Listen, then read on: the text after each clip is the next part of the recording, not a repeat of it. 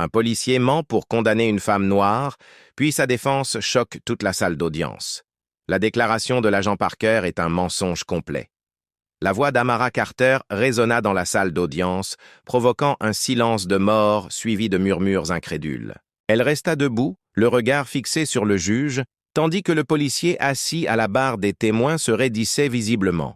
Le juge Wilson fronça les sourcils. « Madame Carter, il s'agit d'une accusation extrêmement grave contre un officier respecté avec 15 ans de service. Je vous suggère de peser soigneusement vos prochains mots. » Amara, 34 ans, professeure d'histoire et militante communautaire, n'aurait jamais imaginé qu'elle se tiendrait là, accusée d'avoir agressé un policier et d'avoir résisté à son arrestation.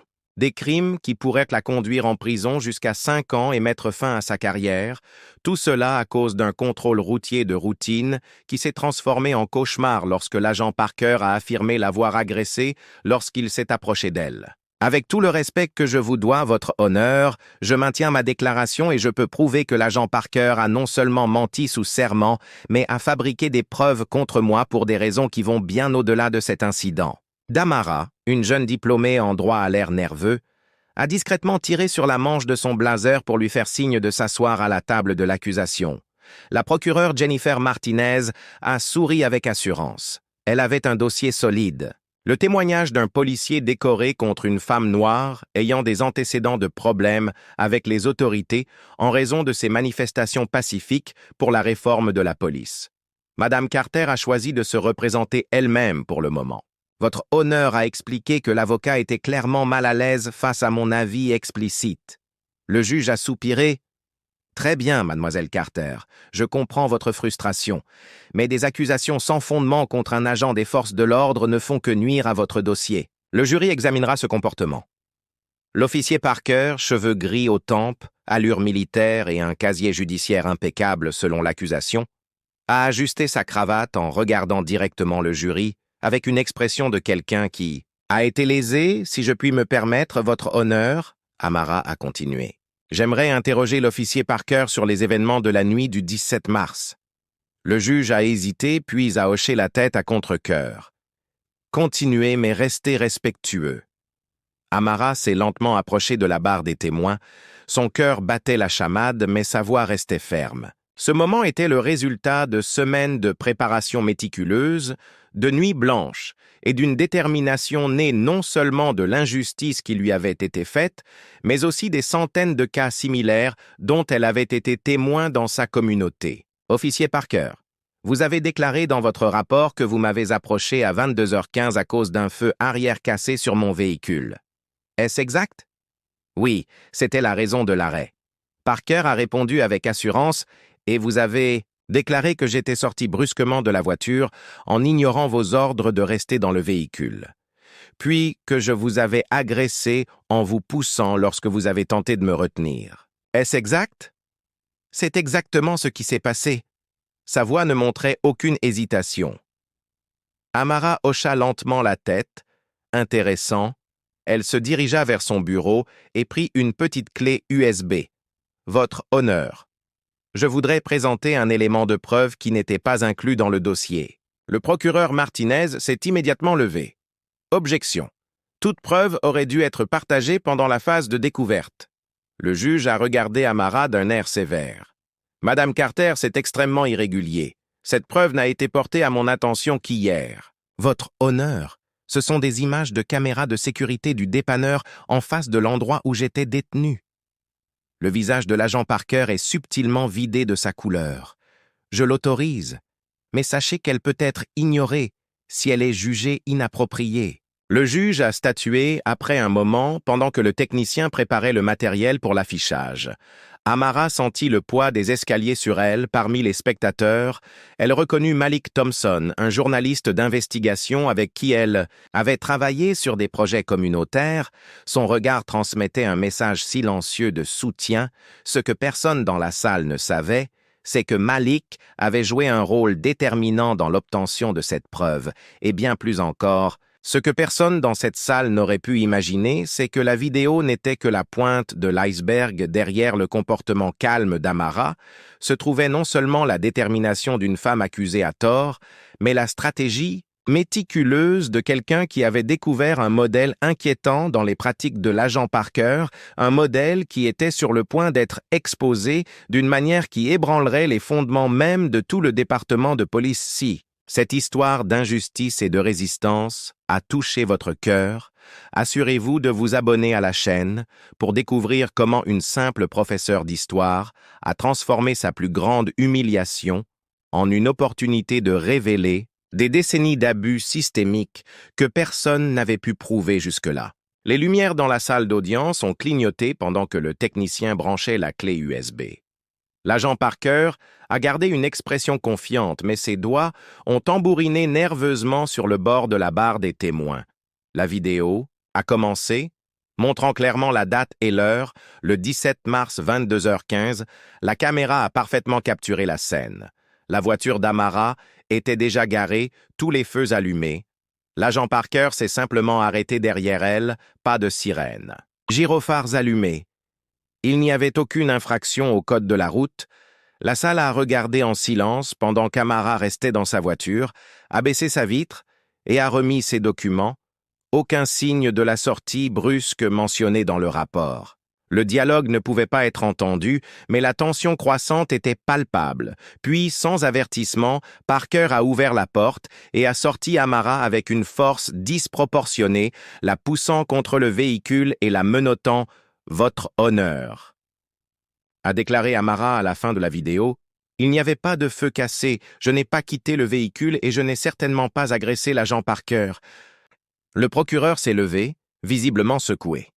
Cette vidéo a clairement été montée. L'enregistrement original est disponible pour analyse médico-légale, a interrompu Amara. Le magasin conserve les sauvegardes pendant 90 jours. Le visage de l'agent Parker était complètement décoloré. La juge Wilson a ajusté ses lunettes.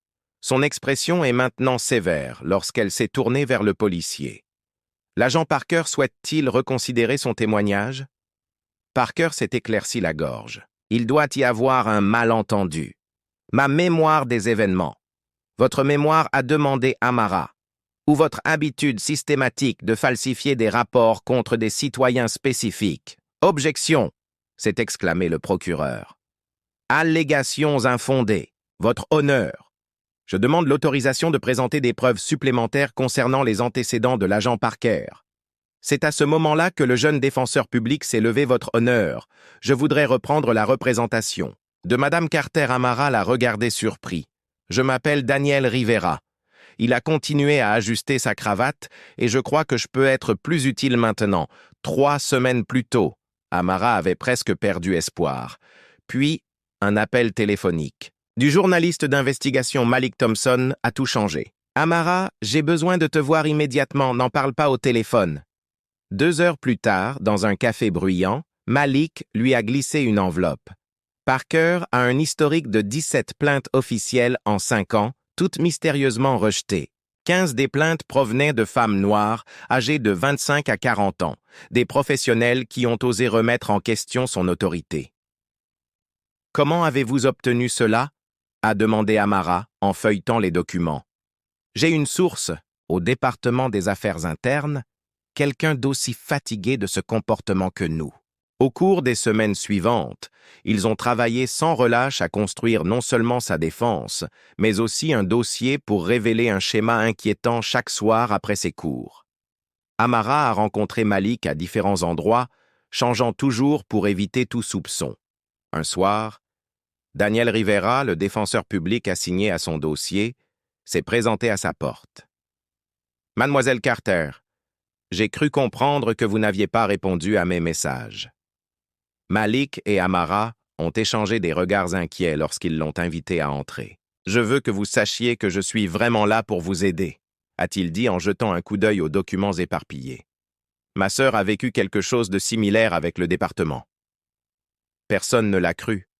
Elle a perdu son emploi, sa réputation. Je suis devenue avocate pour arranger ce genre de choses. » Cette nuit-là, Daniel a rejoint l'équipe en tant que défenseur public. Il avait accès à des informations que ni Amara ni Malik ne pouvaient obtenir légalement. Son apparence jeune et inoffensive signifiait que personne ne le voyait comme une menace. De retour au tribunal. Daniel a assumé son véritable rôle dans le plan alors qu'il présentait les preuves supplémentaires. Amara a regardé le visage de l'agent Parker pâlir tandis que les documents officiels commençaient à être projetés. 17 plaintes, 15 femmes noires, 7 cas avec des preuves manquantes, puis le coup final. Un modèle clair de langage presque identique dans chaque rapport falsifié, analysé par un linguiste judiciaire. Le choc sur les visages du jury était évident. L'accusation avait l'air stupéfaite. Ce que Parker ne savait pas, c'est qu'Amara n'était pas n'importe quelle enseignante. Elle était une experte dans la documentation des modèles historiques d'oppression institutionnelle. Sa thèse de doctorat portait sur la façon dont les systèmes de pouvoir utilisent un langage standardisé pour justifier des actions injustes. Dans la galerie, le capitaine Reynolds du département de police observait avec un malaise croissant le nom du superviseur de Parker, le sergent Williams, apparaître sur l'écran. Il se leva discrètement et laissa le téléphone de la chambre en main avant même d'atteindre le couloir. Seul Malik remarqua son départ, échangeant un regard significatif avec Amara. C'était exactement comme il l'avait prévu.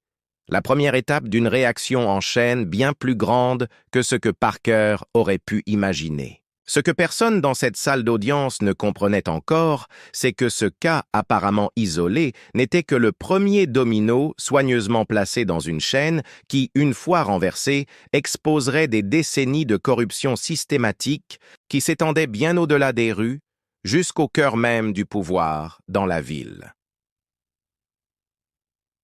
Daniel.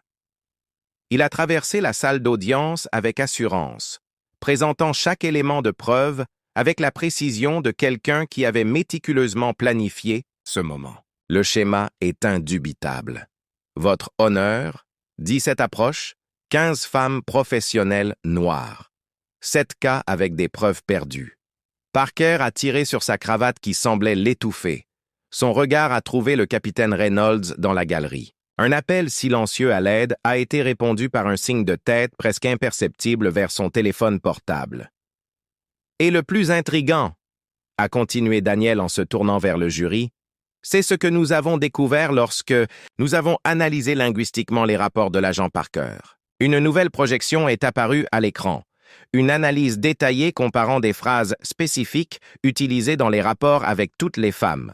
A fait preuve d'un comportement agressif lorsqu'elles ont été interrogées.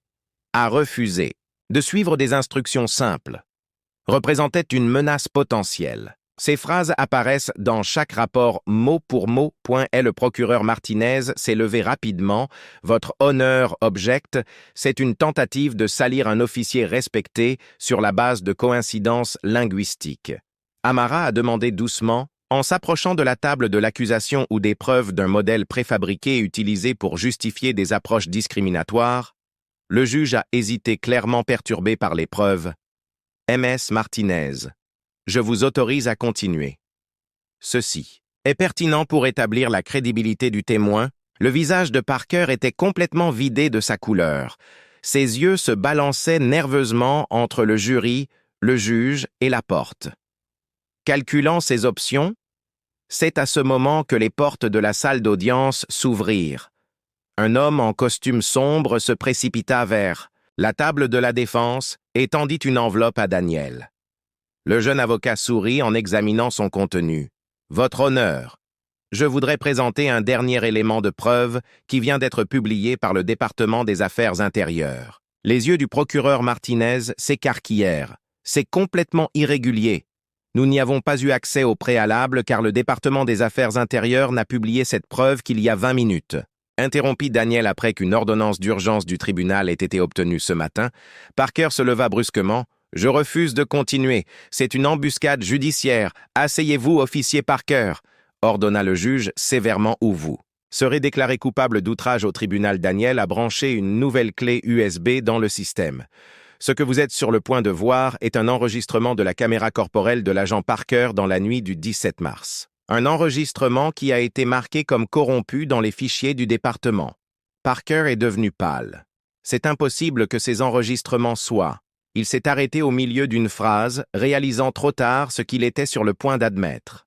Toute la salle a regardé dans un silence choqué, alors que la vidéo montrait non seulement l'interaction avec Amara confirmant sa version, mais aussi une conversation ultérieure entre l'agent Parker et le sergent Williams. L'activiste habituel, remettant en question mon autorité. Vous connaissez la procédure, marquez-la comme agressive et résistante à l'arrestation. Elle proteste contre le département depuis des mois. Il est temps de lui donner une leçon. Un murmure parcourut la salle. La procureure Martinez ferma sa mallette. Son visage exprimait la déception et la colère, non pas envers Amara, mais envers l'agent qui l'avait induite en erreur. « Votre honneur, dit-elle en se levant, l'accusation abandonne toutes les charges contre mademoiselle Carter et demande une enquête approfondie sur l'agent Parker pour parjure, falsification de preuves et discrimination systématique. » Le juge hocha la tête d'un air sombre. « J'accorde à l'agent Parker que vous êtes en état d'arrestation jusqu'à nouvel ordre pour outrage au tribunal et possible parjure. Le jury est dissous. Les huissiers s'approchant de Parker. A finalement perdu son sang-froid. Vous ne comprenez pas. Elle et les gens comme elle sapent notre autorité. » Williams a approuvé tout cela. Le capitaine savait qu'il était réduit au silence alors qu'il était escorté dehors. Ses paroles désespérées faisaient écho à des révélations encore plus profondes. Amara était resté calme, même lorsque les journalistes ont inondé la salle. Daniel a souri en posant une main sur son épaule. « Nous l'avons fait. »« Non, » a-t-elle répondu doucement. « Nous ne faisons que commencer. » À l'extérieur du palais de justice, Malik attendait avec un sourire discret, tenant une clé USB identique à celle présentée plus tôt. Amara hocha la tête en signe de reconnaissance, sachant que ce petit appareil contenait beaucoup plus d'enregistrements. Des courriels et des messages détaillant comment le système protégeait les officiers problématiques. Il ignorait les plaintes des minorités et maintenait une culture d'impunité. Le cas d'Amara n'était pas la fin, mais le catalyseur. Dans la salle de presse improvisée sur les marches du palais de justice, elle n'a pas parlé de sa victoire personnelle, mais des 14 autres femmes qui avaient été réduites au silence par le même officier et, alors que les caméras diffusaient en direct, elle a annoncé la création d'une coalition pour tenir responsables non seulement les policiers abusifs, mais aussi le système qui les protégeait. Ce que personne n'aurait pu prédire, c'est que l'effondrement de la carrière de l'officier Parker n'était que le premier domino d'un effet domino institutionnel. Dans les semaines qui ont suivi, alors que les preuves rassemblées par Amara, Malik et Daniel commençaient à circuler. Des noms bien plus puissants que Parker découvrirait qu'aucun titre de propriété ou connexion politique ne pouvait les protéger de la vérité méticuleusement. Documenté par un professeur d'histoire qui savait exactement comment les empires de l'injustice finissent par tomber. Non pas à travers de grandes batailles, mais à travers de petites fissures qui, une fois exposées à la lumière, ne peuvent plus être ignorées. 6 mois après le procès qui a révélé la corruption de l'agent Parker, la petite salle commune était bondée. Des dizaines de visages attentifs observaient Tamara Carter, désormais une figure nationalement reconnue, animer un atelier sur les droits civiques et la documentation des abus policiers. « Nous n'avons pas besoin d'attendre que le système nous protège », expliquait-elle d'une voix calme et convaincue, imprégnée d'autorité. « Nous pouvons apprendre à nous protéger les uns les autres grâce à une documentation systématique et à une action collective. » Au fond de la salle, Daniel Rivera, qui n'était plus le défenseur public nerveux, mais le directeur juridique respecté de la Coalition pour la responsabilité policière, souriait fièrement à ses côtés. Malik Thompson prenait des notes pour sa série de rapports d'enquête primés qui continuaient de révéler des cas similaires à travers le pays. L'affaire Amara avait déclenché exactement l'effet domino escompté. L'enquête initiale sur l'agent Parker a rapidement dégénéré en un audit complet du département, révélant un schéma systématique d'abus contre les femmes noires. Le sergent Williams a été suspendu et a fait face à des accusations criminelles. Le capitaine Reynolds, après avoir initialement essayé de dissimuler l'affaire, a finalement démissionné dans la honte lorsque ses SMS demandant aux officiers de s'occuper des fauteurs de troubles ont été exposés. Quant à l'agent Parker, sa chute a été spectaculaire, condamné pour parjure et falsification de preuves. Il a perdu non seulement son badge, mais aussi sa pension. Sa tentative désespérée de blâmer ses supérieurs n'a fait qu'aggraver sa disgrâce. Il travaillait, maintenant comme agent de sécurité de nuit, dans un petit centre commercial à la périphérie de la ville. Le seul poste qu'il pouvait trouver avec son casier judiciaire suit toujours les cas des 14 autres femmes, a déclaré Amara aux participants. 12 d'entre elles ont vu leurs condamnations annulées. Malheureusement, le mal était déjà fait. L'une d'elles a perdu la garde permanente de ses enfants. Une autre a perdu une carrière médicale prometteuse. Mais nous nous battons pour une indemnisation équitable. Au premier rang, le juge Wilson écoutait attentivement après le procès d'Amara. Elle était devenue une alliée inattendue, mettant en œuvre de nouvelles règles de transparence dans son tribunal et poussant à des réformes. Au sein du système judiciaire, le pouvoir n'abandonne jamais volontairement. Amara a continué, mais lorsqu'il est confronté à des preuves irréfutables et à la mobilisation publique, il est obligé de reculer après l'atelier. Alors que les participants se rassemblaient pour discuter, le procureur Martinez s'est approché discrètement d'Ahara. « Je dois admettre que vous m'avez appris une leçon précieuse. » Elle a avoué que j'avais l'habitude de croire aveuglément les rapports de police. Maintenant, mon bureau a mis en place un protocole de double vérification pour toutes les accusations, basé uniquement sur le témoignage de la police. Nous avons déjà classé 17 affaires au cours des 3 derniers mois. Amara a souri. Il ne s'agit pas de se méfier de tous les policiers, mais de s'assurer que le pouvoir s'accompagne de responsabilités. Sur le chemin du retour, Amara réfléchit à la façon dont sa vie avait changé. Le professeur d'histoire qui avait autrefois lutté pour garder son petit appartement dirigeait maintenant un centre de défense juridique communautaire financé par une fondation de défense des droits civiques. Impressionné par son cas, son programme d'histoire comprenait désormais un module sur la documentation des abus institutionnels. Il utilisait son propre cas comme étude dans son appartement, caché dans un tiroir. Elle gardait toujours le rapport de police que Parker avait falsifié. C'était un rappel de la façon dont un seul mensonge, contesté avec courage et stratégie, pouvait exposer tout un système d'oppression. Ce que peu de gens savaient, c'est que la méthodologie développée par Amara Malik et Daniel avait été adaptée et été mise en œuvre dans les communautés à travers le pays. La stratégie Carter, comme certains l'appelaient, était basée sur 3 principes. Une analyse méticuleuse de la documentation des modèles linguistiques dans les rapports officiels et la création de coalitions entre les victimes isolées. La véritable justice, disait souvent Amara dans ses conférences, ne consiste pas seulement à gagner un procès, mais à transformer le système qui a permis aux abus de se produire. La semaine suivante, lorsque la dernière des femmes injustement condamnée par Parker a été libérée, une petite célébration a rassemblé toutes les personnes impliquées au milieu des embrassades et des larmes de soulagement. Daniel a porté un toast à Amara qui nous a rappelé que l'arme la plus puissante contre l'injustice n'est pas la colère, mais l'intelligence stratégique, combinée à un courage inébranlable dans son discours improvisé. Amara a regardé les femmes qui avaient subi les mêmes abus, maintenant unies en famille. Ce que Parker et ceux comme lui ne comprendront jamais, c'est qu'en essayant de nous faire taire individuellement, ils ont fini par créer une voix collective trop puissante pour ignorer. Chaque tentative de nous pousser dans l'ombre ne nous a fait que nous mettre davantage en lumière. Les changements ont continué à se propager. 3 services de police des villes voisines ont mis en œuvre des réformes préventives.